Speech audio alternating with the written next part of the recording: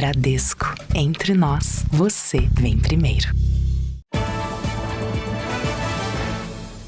Olá, boa noite. Boa noite. 2 homens foram presos em flagrante por operar uma central que distribuía sinal pirata de televisão. Havia programação de esportes, filmes e séries. Segundo a investigação, o grupo faturava apenas no estado de São Paulo R$100 mil por mês. Este site ilegal oferecia acesso a mais de 150 mil filmes, séries e transmissões de campeonatos esportivos. Todo o conteúdo era copiado de plataformas digitais e revendido ilegalmente pela internet. Esse interesse muito grande também por esse serviço ilegal é algo que chama atenção e é algo até preocupante. A operadora pirata informava ter sede em Nova York, nos Estados Unidos.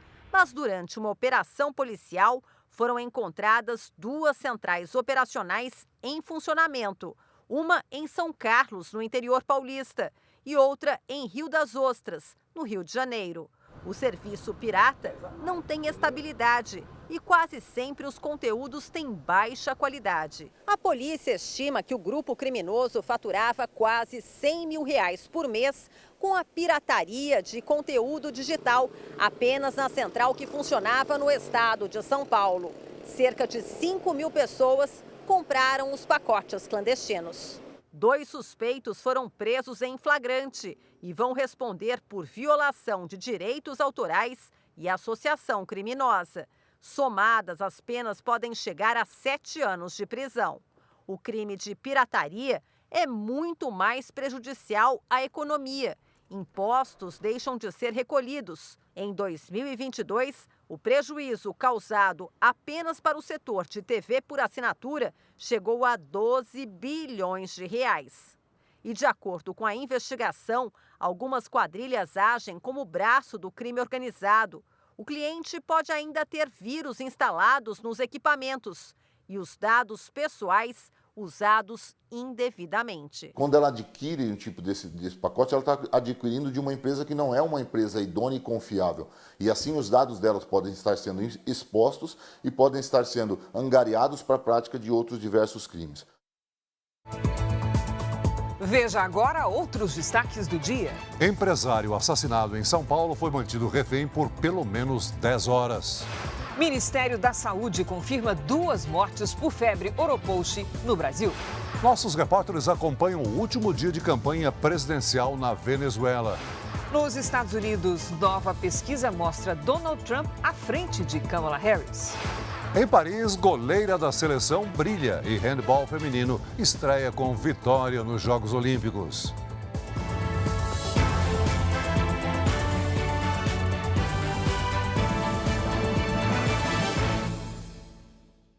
Oferecimento. Agora, a Casa de Investimentos do Bradesco.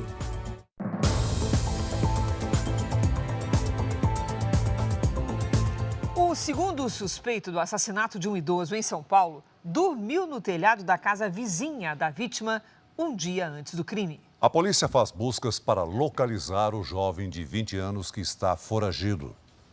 O principal suspeito de matar o empresário foi flagrado por câmeras de vigilância na noite anterior ao crime. A polícia já sabe que ele dormiu numa obra vizinha à residência e entrou na casa da vítima pelo telhado. De acordo com a investigação, o homem que aparece nas imagens é Jordan Magalhães Nogueira, de 20 anos. Ele ainda está foragido.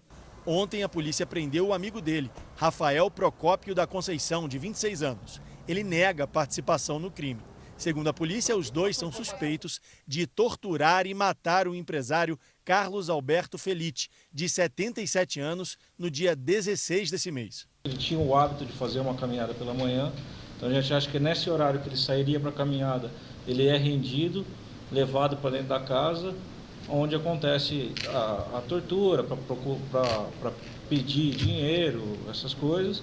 O corpo do idoso foi encontrado na garagem da casa sob um tapete. Carlos Alberto morava sozinho nessa mansão no Jardim Europa, bairro Nobre de São Paulo, e havia vendido a casa por R$4,5 milhões de reais, mas ainda não tinha recebido todo o pagamento. Segundo a polícia, os criminosos sabiam da venda do imóvel e acreditavam que o empresário guardava o dinheiro lá dentro da casa. Jordan e Rafael trabalhavam como ajudantes de pedreiro numa obra que fica aqui, na mesma rua. Durante o crime, eles se comunicavam por escrito, por medo de terem as vozes reconhecidas pelos vizinhos. Um bilhete, que teria sido usado por eles, foi encontrado na casa e vai ser periciado. A dupla fugiu com uma televisão, R$50 mil em dinheiro e o carro do empresário. Essas imagens mostram o veículo saindo da casa 10 horas depois do crime. O carro foi visto na zona sul de São Paulo, momentos antes de ser abandonado. Na casa de Jordan, a polícia encontrou a chave do carro da vítima, a placa e o documento do veículo queimados, e ainda havia garrafas de bebidas roubadas da casa e a roupa que ele teria usado no dia do crime. Todos os móveis da casa do Jordan eram novos e se descobriu que ele tinha comprado naquela loja de imóveis. Ele se achou a nota fiscal e ele comprou logo após a morte do senhor e com o dinheiro proveniente do latrocínio. Um carro adaptado que conseguia derrubar os sinais dos celulares para enviar mensagens com conteúdo falso intriga a polícia. Os criminosos montaram uma unidade móvel do golpe em São Paulo. A mensagem de uma suposta entrega fez o Lucas perder R$ 74.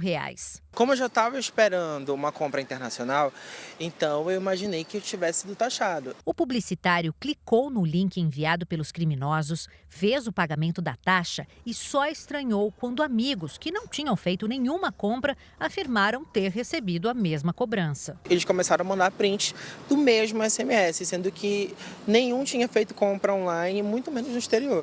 Então eu percebi que caí no golpe. Não é de hoje que armadilhas assim são enviadas por SMS. A novidade é que os golpistas descobriram um jeito de disparar essas mensagens em massa e tentar enganar o maior número de vítimas. O Jornal da Record mostrou ontem a prisão de um homem que dirigia um carro que funcionava como uma espécie de unidade móvel do crime. Equipado com um computador, baterias e um aparelho transmissor de sinais, o veículo circulava por ruas de bairros ricos de São Paulo.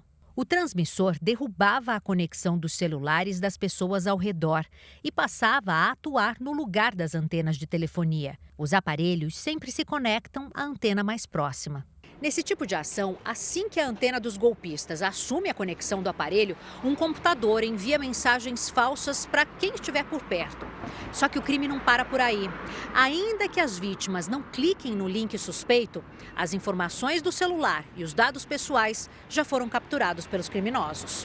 A partir do momento em que se conectam nesse aparelho, não há necessidade de clicar, de fazer nada. Basicamente, o aparelho já consegue coletar informações do equipamento, metadados de sites acessados e até mesmo os metadados envolvendo mensagens enviadas e recebidas. De acordo com um especialista, a rede usada neste caso é a 2G, que não é criptografada e que segue ativa.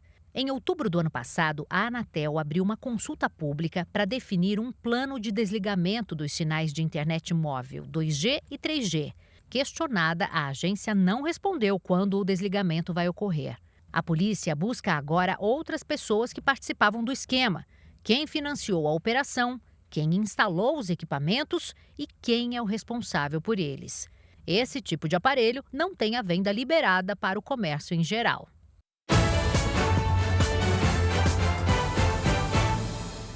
Pelo segundo dia seguido, uma pesquisa eleitoral nos Estados Unidos mostra Donald Trump à frente de Kamala Harris na intenção de votos.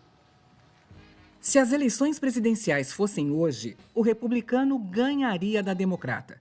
Enquanto Trump tem 48% das intenções de votos entre eleitores registrados, Kamala conta com 46%, segundo o levantamento do jornal The New York Times. Antes de Joe Biden desistir de concorrer à reeleição, uma outra pesquisa do mesmo veículo mostrou que a vantagem de Trump era de 9 pontos percentuais. Pela própria rede social, Trump afirmou que os Estados Unidos não estão prontos para uma presidente como Kamala, marxista da esquerda radical e ainda pior. Depois de Donald Trump afirmar que estava absolutamente preparado para debater com a adversária Kamala Harris, um canal de TV americano propôs um encontro entre os candidatos no dia 17 de setembro. O local seria o estado da Pensilvânia, considerado chave nas eleições por não ter preferência partidária. Foi justamente na Pensilvânia onde Trump sofreu uma tentativa de assassinato no começo do mês. Hoje, Kamala Harris também disse estar pronta, mas até o momento o evento não está confirmado. O último debate entre Trump e Biden foi o principal motivo para aliados e eleitores questionarem a capacidade do democrata de concorrer contra o ex-presidente, o que mais tarde levou à desistência de Biden. Amanhã, Trump se reúne com o primeiro-ministro israelense Benjamin Netanyahu, em Mar-a-Lago, na Flórida. A candidata democrata Kamala Harris participou hoje de uma convenção do Sindicato dos Professores e criticou o ex-presidente Donald Trump. Kamala Harris afirmou que Trump tem aliados que querem levar os Estados Unidos de volta às políticas econômicas fracassadas e prejudicar a área de educação. Segundo ela, os eleitores têm duas escolhas, uma focada no futuro e outra no passado. Estamos lutando pelo futuro, disse a democrata. O evento foi no Texas, onde a população enfrenta uma crise migratória, assunto com o qual ela está familiarizada. No começo do governo de Joe Biden, a vice-presidente foi escolhida para liderar o combate à entrada de imigrantes ilegais na região de fronteira com o México. Mas, em vez disso, os números bateram recordes. Hoje, de forma simbólica, a Câmara dos Representantes dos Estados Unidos aprovou uma resolução condenando o presidente Biden e a vice Kamala pela crise migratória. A czar da fronteira falhou completamente, disse a deputada republicana Marjorie Taylor Greene. Em meio às críticas, a campanha de Kamala divulgou um vídeo nesta quinta chamado Nós Escolhemos a Liberdade, no qual afirma que Trump e o candidato a vice J.D. Vance querem um país de caos, medo e ódio. Kamala Harris deve ser formalmente nomeada candidata do Partido Democrata na próxima quinta-feira. Já o vice deve ser escolhido na semana seguinte. As nomeações vão anteceder a Convenção Nacional Democrata, marcada para 19 de agosto. Outro anúncio esperado é o apoio do ex-presidente Barack Obama, que até agora não se manifestou publicamente sobre Kamala. Um dia depois de explicar por que desistiu, o presidente Joe Biden cumpriu a agenda em Washington. Ele fez um discurso à nação pela primeira vez desde que saiu da corrida eleitoral. Por cerca de 10 minutos, Biden explicou os motivos de ter abandonado a disputa. Foi o primeiro discurso dele desde o anúncio. O democrata disse que merecia um segundo mandato, mas que a defesa da democracia é mais importante do que qualquer cargo. E afirmou que é hora de passar o bastão para as novas gerações.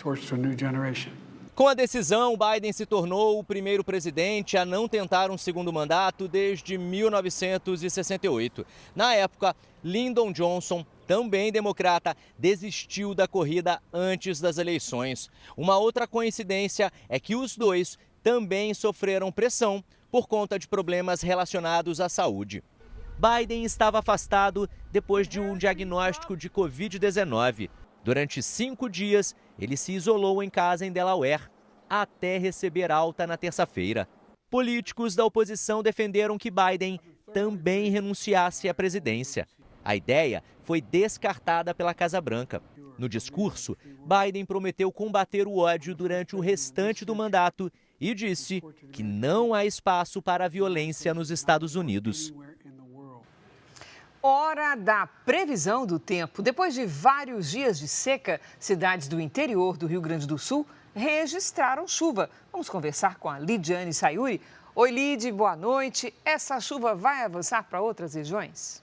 Olha, Cris, enquanto o ar seco estiver sobre o centro do Brasil, a chuva segue concentrada nos extremos. Boa noite para você, boa noite, Celso, boa noite a todos que nos acompanham. A frente fria avançou bem rápido para o oceano, mas uma circulação de ventos mantém instabilidades sobre o Rio Grande do Sul. As regiões de Santa Maria, São Luís Gonzaga e Bom Jesus devem registrar chuva a qualquer hora, sem alerta para temporais. O sol aparece em alguns momentos e a temperatura sobe. À tarde, as máximas ficam em torno dos 20 até 23 graus. Neste momento, temos algumas nuvens sobre o continente, nenhuma de chuva. Pelas imagens de satélite, podemos observar que as mais carregadas estão sobre o oceano. Amanhã, o bloqueio atmosférico começa a perder intensidade, mas ainda mantém o tempo estável em grande parte do país. Nesta sexta-feira à tarde, os termômetros devem registrar até 20 graus em Porto Alegre. Em São Paulo, Salvador e em Brasília, faz até 27 e 37 em Porto Velho. Vamos aos pedidos do Tempo Delivery de hoje. A primeira participação é do Cecílio. Ele é de Vitória de Santo Antão, Pernambuco. Boa noite, Cecílio. Para esta sexta-feira, tem previsão de chuva passageira nos períodos da manhã e da tarde. Máxima de 27. No fim de semana, faz até 26 graus. A Marilda está de olho no tempo em Espigão do Oeste, Rondônia. Oi, Marilda, fim de semana ensolarado e sem nada de chuva para você. O alerta vai para as altas temperaturas e a baixa umidade do ar. Os termômetros podem chegar aos 38 graus. Se cuide por aí. Quer aparecer por aqui também? Então poste uma mensagem nas redes sociais com o nome de uma cidade e a hashtag você no JR. Cris, Celso? Valeu, Lidy. Veja a seguir, homem fica pendurado em janela de carro ao tentar roubar celular de motorista no Rio de Janeiro. O Brasil ultrapassa 10 milhões de postos de trabalho no comércio. É o maior resultado em quase 10 anos. Mulheres do futebol e do handebol do Brasil estreiam com vitória nos Jogos Olímpicos de Paris.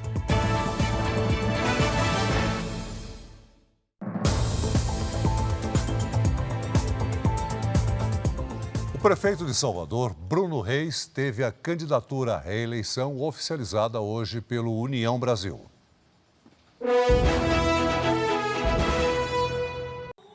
13 partidos declararam apoio à reeleição do atual prefeito da capital baiana.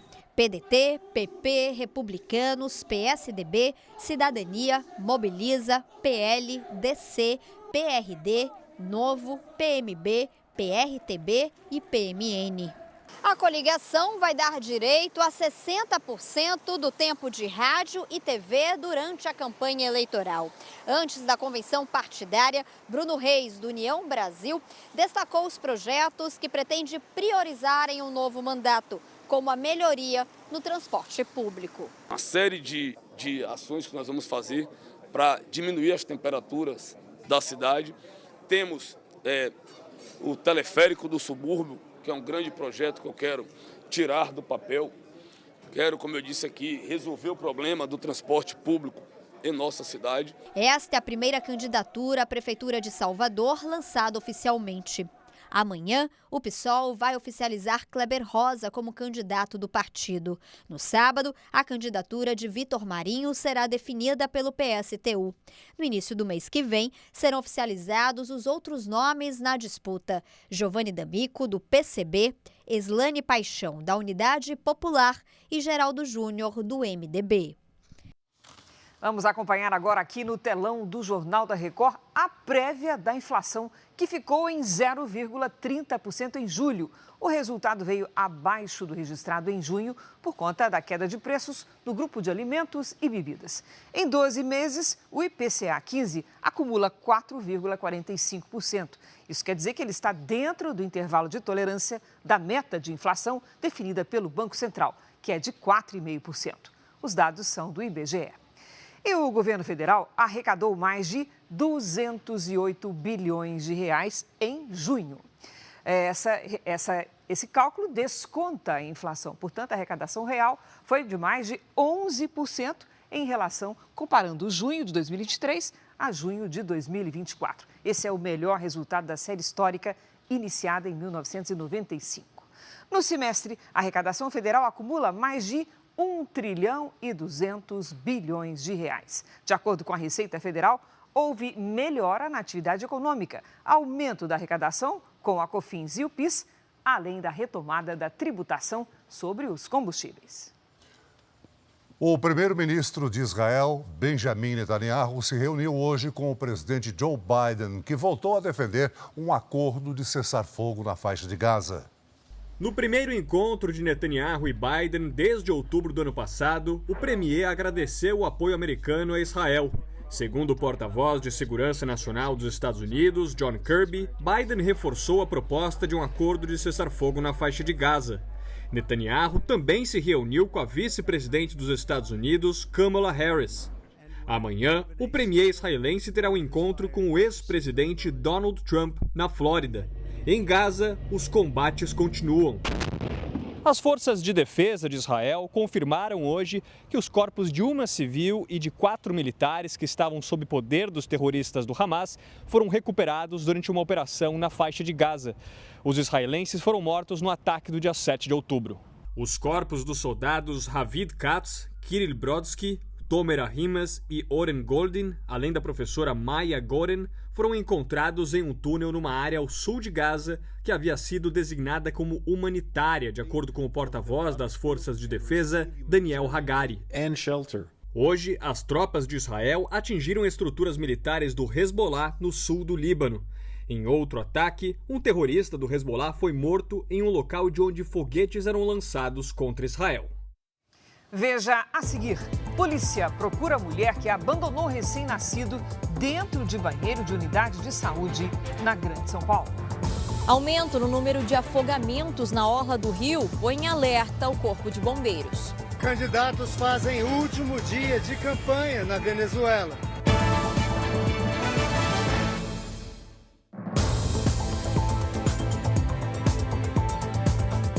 A mulher que abandonou uma criança dentro do banheiro de uma unidade de saúde é procurada pela polícia. O caso aconteceu na Grande São Paulo e a suspeita pode responder pelo crime de abandono de incapaz.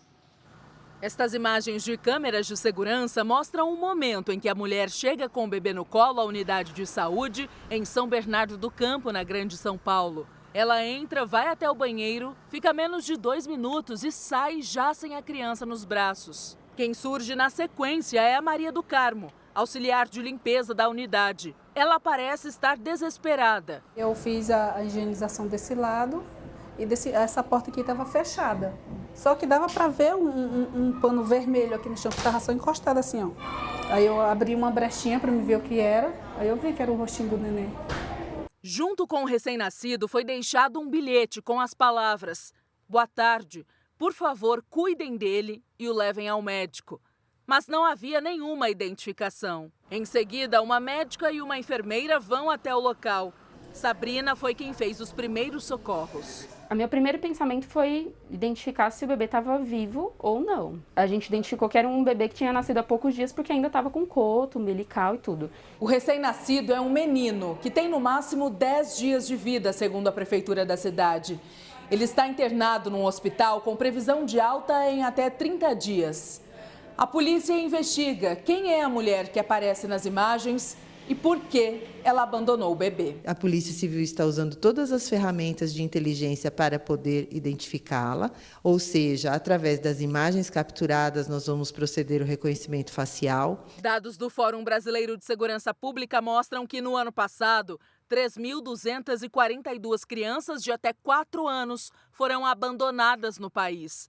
Uma alta de 20,5% em comparação a 2022. Este juiz explica que uma mãe que não tenha condições de ficar com o filho tem o direito de entregar a criança ao conselho tutelar. Não só não é crime, ela não vai cometer crime nenhum quando faz isso, como ainda vai receber todo o respaldo psicossocial do sistema de proteção de crianças e adolescentes, para que a gente saiba se ela está consciente a respeito daquilo ou se ela está tomando essa medida por conta de alguma situação de emergência que tenha como ser resolvida. Na unidade de saúde onde o bebê foi encontrado, a torcida é para que ele seja logo adotado. Que ele encontre uma família amorosa que cuide dele, com muito amor, muito carinho.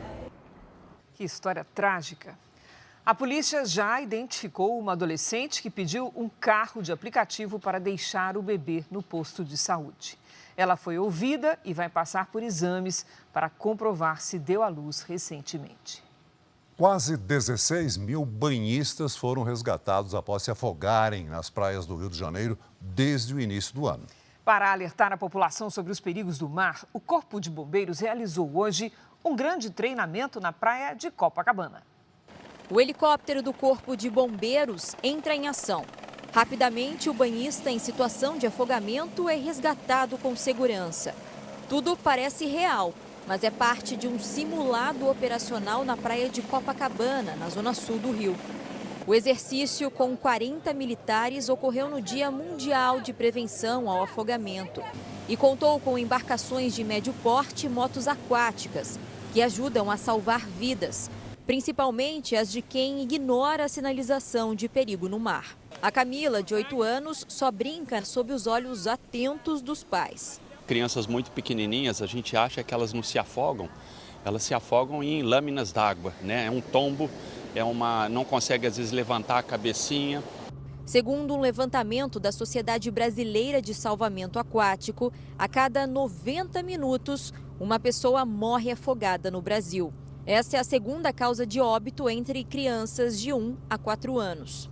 Aqui nas praias do Rio de Janeiro, os casos de afogamento estão em alta e preocupam o Corpo de Bombeiros. De acordo com a corporação, do começo do ano até o início desta semana, foram realizados mais de 15.800 salvamentos na orla do estado, um aumento de mais de 30% se comparado ao mesmo período do ano passado. Jamais entre no mar em locais de bandeira vermelha, vá para a bandeira verde, em último caso, bandeira amarela, cuidado com bebida alcoólica. Se você entrar numa vala, né, que é a corrente de retorno, como a gente fala, não tente nadar de volta para a areia, nade para os lados, acene para os guarda-vidas. Isso vai deixar, né, o seu passeio que não vire realmente um desastre. Uma tentativa de fuga terminou em um grave acidente numa rodovia federal em Mato Grosso. Depois de realizar ultrapassagens arriscadas, o carro invadiu o acostamento e capotou várias vezes. Um adolescente de 17 anos conduzia o veículo. Ele sofreu ferimentos leves e foi apreendido. Dentro do carro foram encontrados 140 quilos de maconha e 23 quilos de skunk. O motorista de um outro carro, que dava cobertura ao jovem, foi preso. E no Rio de Janeiro, um assaltante ficou pendurado na janela de um carro em movimento quando tentava roubar o celular do motorista. A vítima fechou a janela do carro quando o ladrão tentou pegar o aparelho. O assaltante ficou com a mão presa e foi arrastado pelo veículo em alta velocidade. O flagrante aconteceu numa avenida na Barra da Tijuca. Mais à frente, o suspeito conseguiu se soltar. O motorista não procurou a polícia para registrar a tentativa de assalto.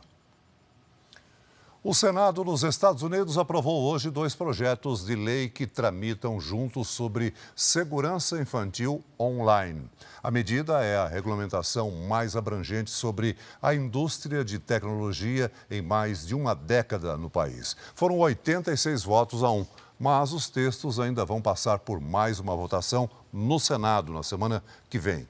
As leis obrigam as redes sociais a assumirem a responsabilidade por impactos negativos que os conteúdos das plataformas possam provocar em crianças e adolescentes.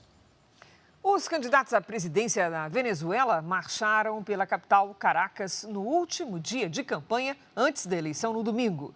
Veja na reportagem dos enviados especiais Raul Dias Filho e Hugo Costa. No começo do dia, o atual presidente participou da inauguração de um hospital. Depois, discursou em Maracaibo, no noroeste do país.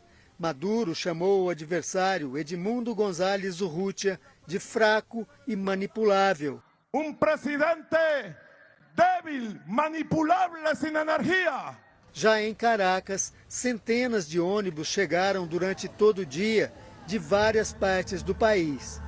A região de Caracas tem o maior colégio eleitoral do país, com quase 4 milhões de eleitores, o equivalente a quase 25% dos eleitores aptos a votar. Para Maduro, o comício de hoje é a última oportunidade de demonstrar, junto aos eleitores, que tem o apoio da população para um terceiro mandato.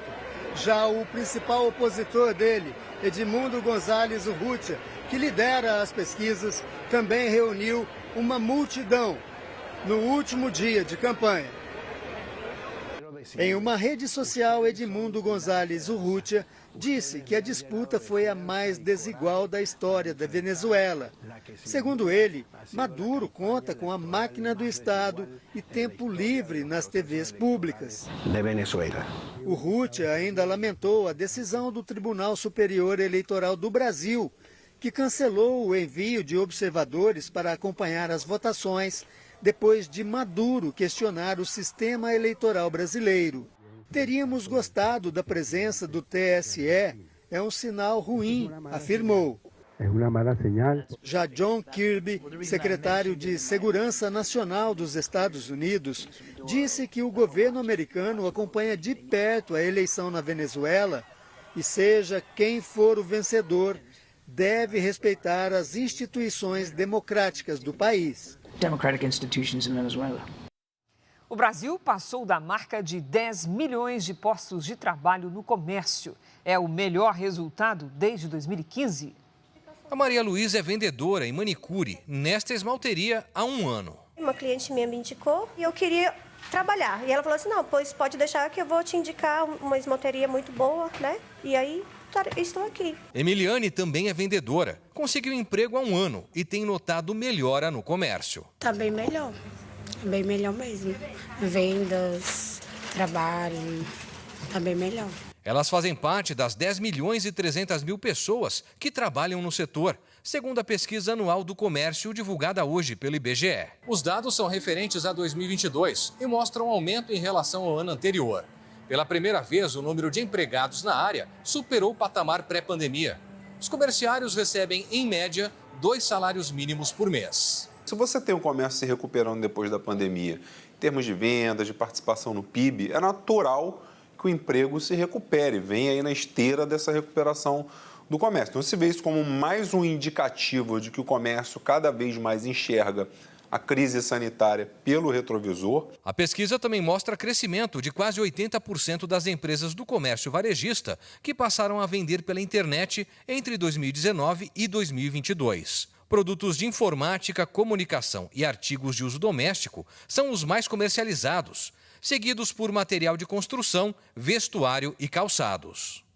Veja a seguir. Ministério da Saúde confirma 2 mortes por febre oropouche no Brasil. 7 suspeitos são mortos em operações policiais contra milicianos e traficantes no Rio de Janeiro. Sociedade Brasileira de Cirurgia Plástica denuncia dentista ao Ministério Público por exercício ilegal da medicina após relatos de erros em procedimentos estéticos.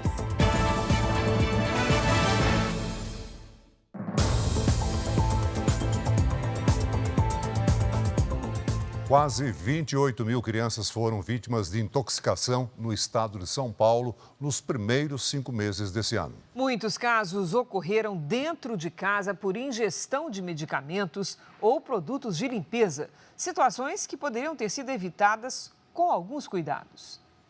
Natália sempre seguiu as orientações do pediatra para cuidar do filho. Com frequência, usava soro para fazer lavagem nasal na criança. Mas ela não sabia que os medicamentos para essa finalidade não são todos iguais. Ele estava com o nariz congestionado, aí eu perguntei para minha sogra se ela tinha soro para me emprestar.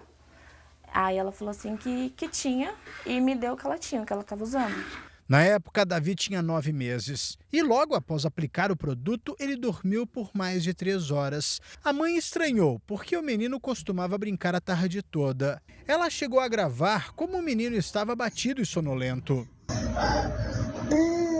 Ele estava muito, mas muito gelado. As pontas do dedo dele estavam roxas e a boquinha também estava roxa, bem seca. A mãe correu para o hospital e Davi ficou 2 dias internado. Os médicos disseram que ele correu sério risco. O remédio aplicado é de uso exclusivo em adultos e com dosagem controlada.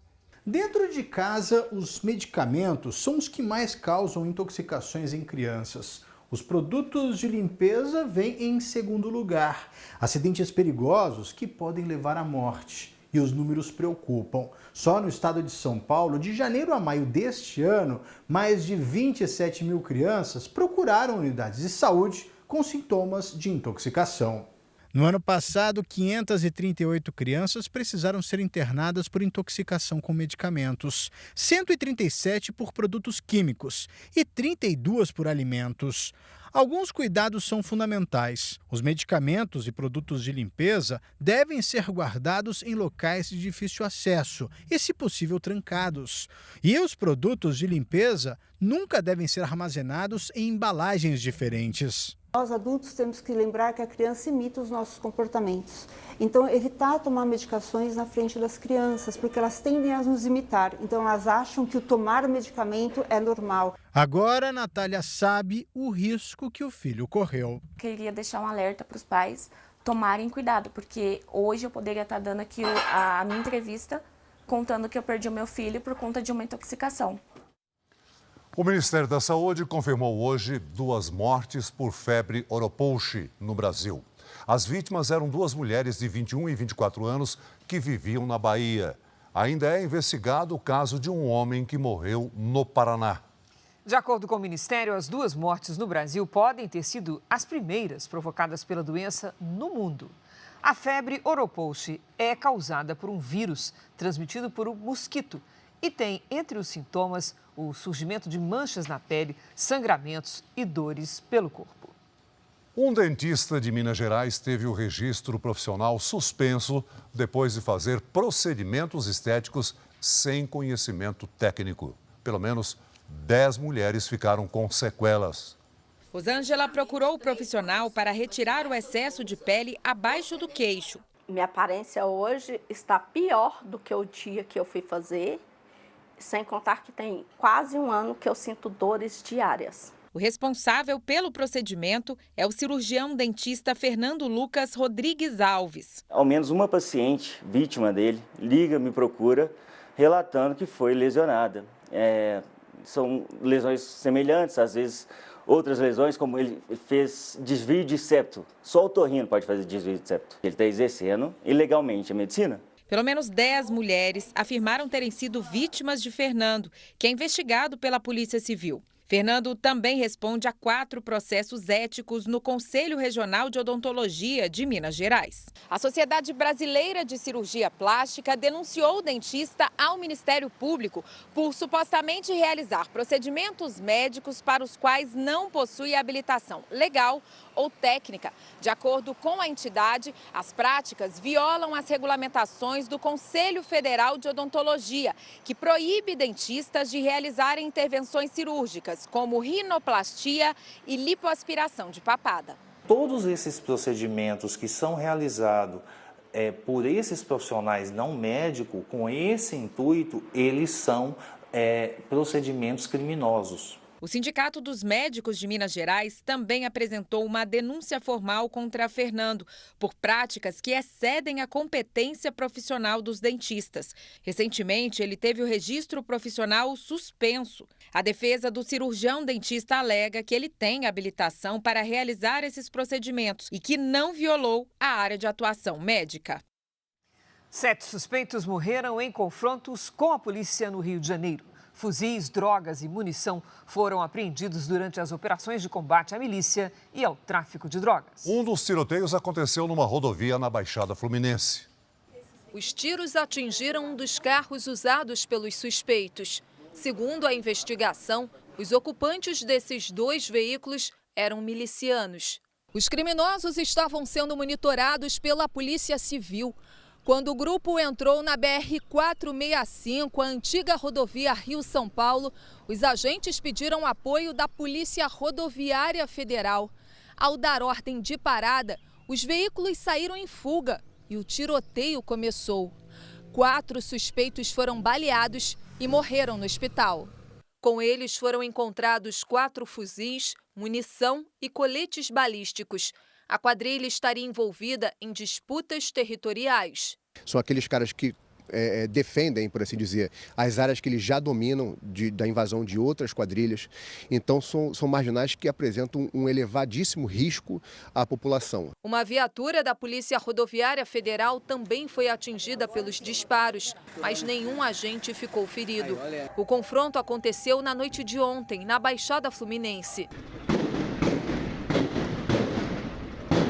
Em outro confronto com a polícia, 3 suspeitos morreram e 5 foram presos.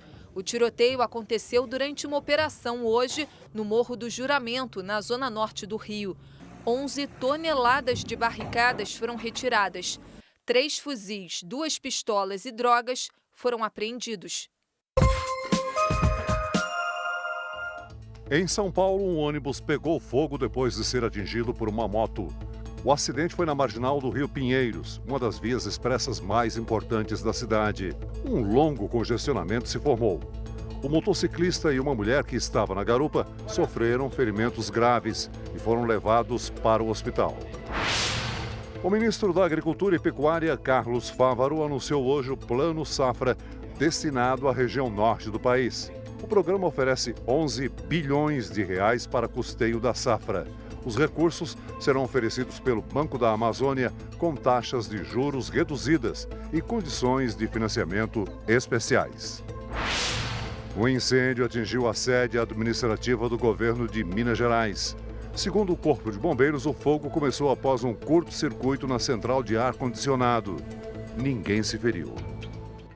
A Polícia Federal abriu investigação para descobrir quem está por trás de um ataque cibernético que afetou os sistemas de dados de 9 ministérios, além da Casa da Moeda e do Conselho de Controle de Atividades Financeiras, o COAF. Segundo a PF, o ataque atingiu apenas sistemas administrativos, o que ajudou no restabelecimento dos serviços.